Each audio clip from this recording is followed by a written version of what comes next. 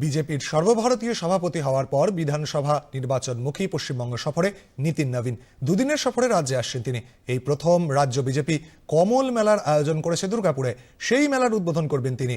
দলের রাজ্য মুখপাত্র দেবজিৎ সরকার বলেন, এই মেলার তাৎপর্য ব্যাখ্যা করেন।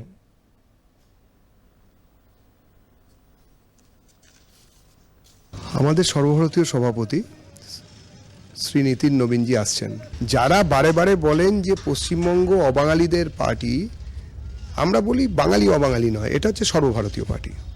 সর্বভারতীয় একটা দল, কিন্তু পশ্চিমবঙ্গ থেকে যে দলের যাত্রা শুরু হয়েছিল, যার বিচারধারা শুরুই করেছিলেন একজন সর্বভারতীয় পদ্ধতিতে মান্যতা প্রাপ্ত একজন বাঙালি, ডক্টর শ্যামাপ্রসাদ মুখোপাধ্যায়, তিনি শুরু করেছিলেন।